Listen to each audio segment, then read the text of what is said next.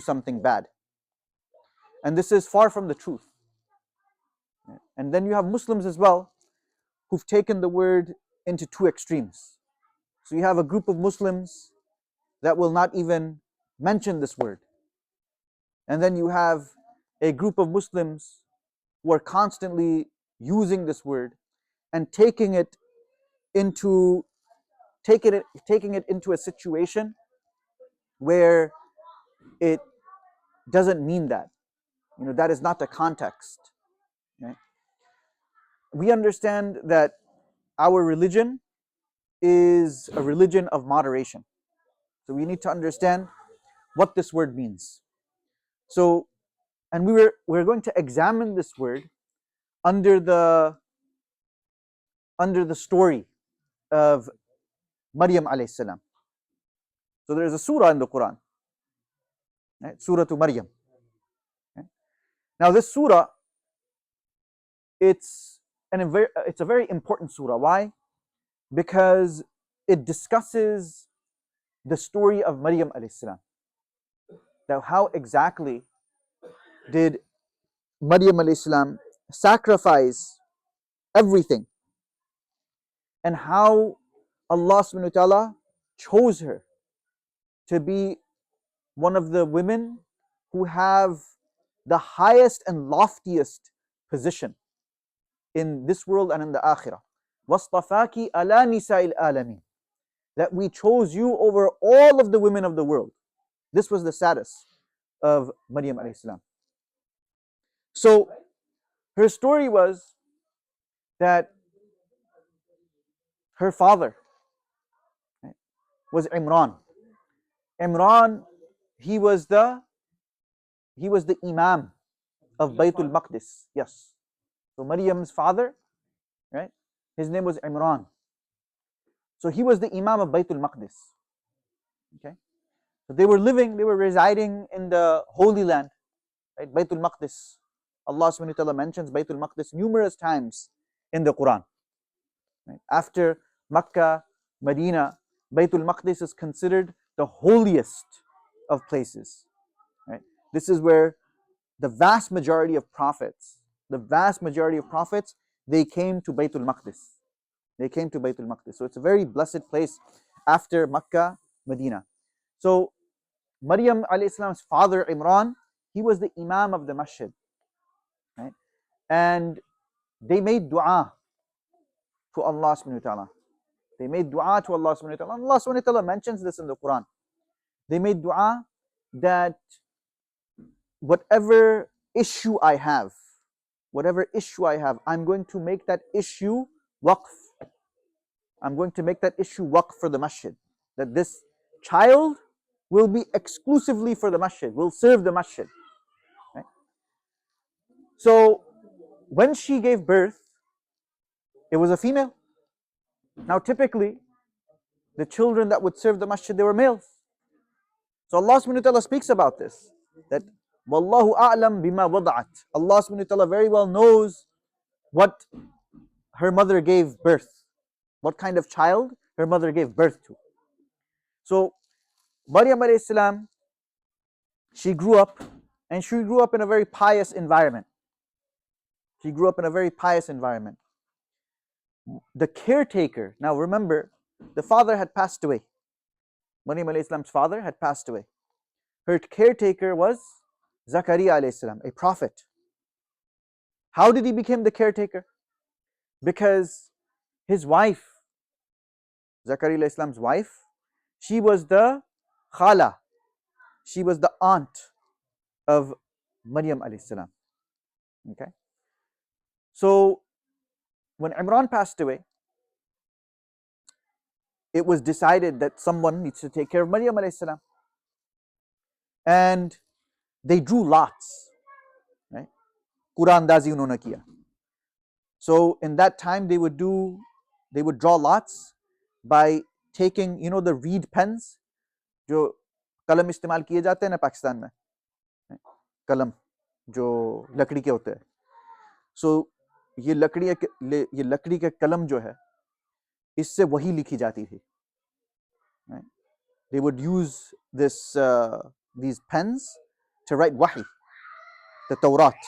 That was the book, right? So they would use it to write the Tawrat. And then they put it in the water. And all of the pens sank except the pen of Zakaria alayhi salam. So it was decided that he will take care of Maryam alayhi salam. Now Zakaria alayhi salam is the kafil, he is taking care of her, he is the guardian, right? So what happened was that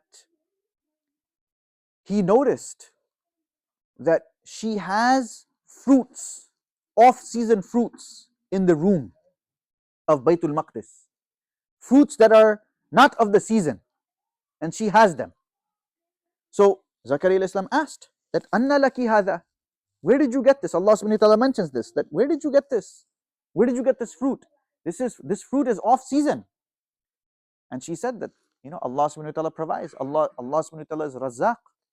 Allah is the one who gives sustenance. So Zakaria alayhi salam, hunalika da'a Zakaria Rabbah. At that moment, Zakaria alayhi salam, he made dua to Allah subhanahu wa ta'ala. And he made dua because he saw that Maryam alayhi salam is being provided fruits, off-season fruits, out of season. Allah subhanahu wa ta'ala is providing her. So Zakaria alayhi salam, he made dua for a son. So Allah subhanahu wa ta'ala gave glad tidings to him that you will have a son. And ismuhu Yahya.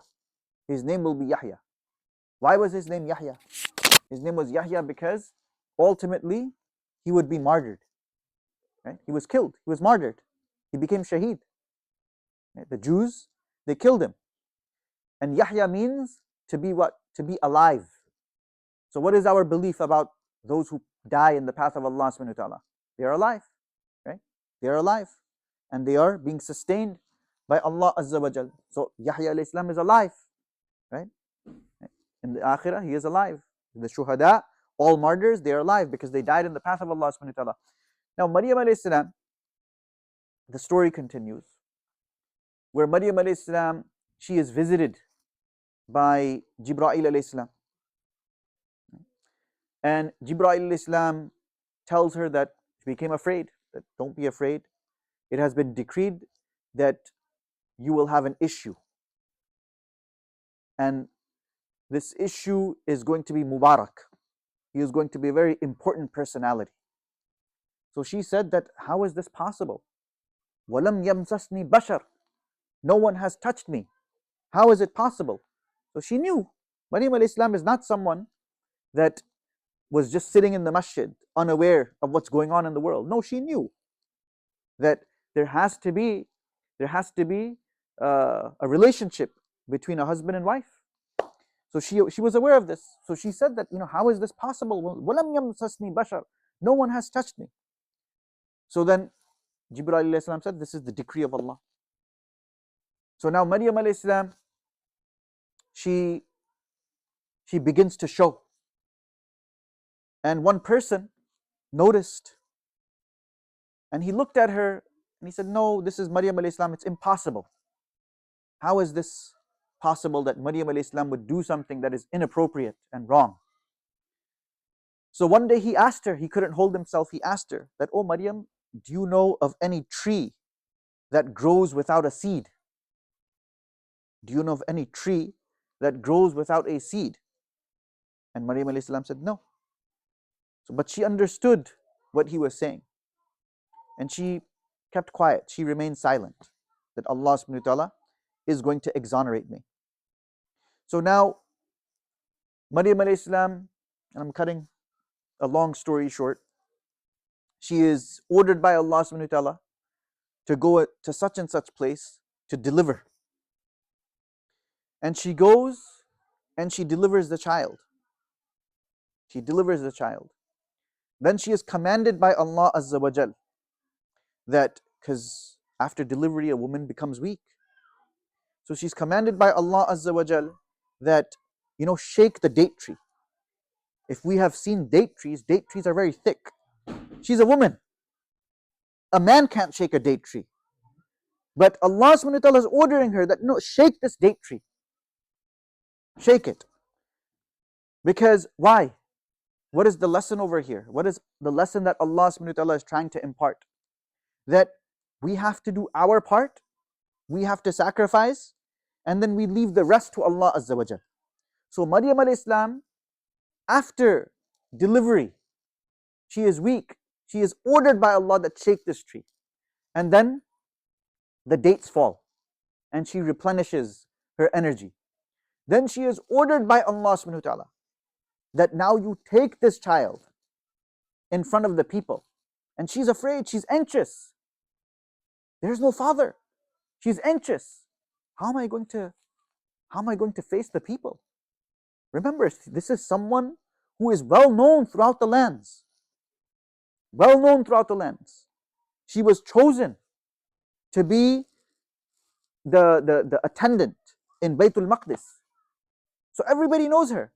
So imagine this is someone very well renowned. Very well renowned. And now because of this, there's a possibility that people are going to look at her in negative light. Nobody wants to become zalil. Nobody wants disgrace.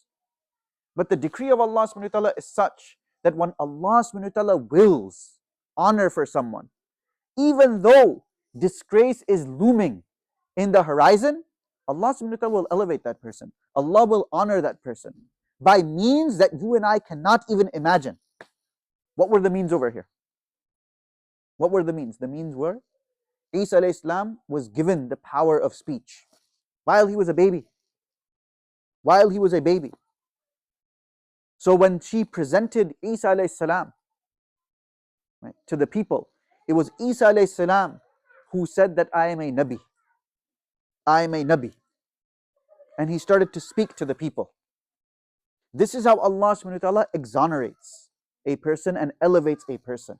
But the condition is that the commands of Allah must be followed. She followed every single command, every single instruction of Allah Azza wa Jal. This is what Surah Maryam is about. That every single command that Allah subhanahu wa ta'ala gave to Maryam alayhi salam, she followed. Because she followed them, Allah subhanahu wa ta'ala honored her and elevated her. وَاصْطَفَاكِ عَلَى نِسَاءِ الْعَالَمِينَ. We chose you over all of the women of the world. So this is the lesson from Surah Maryam.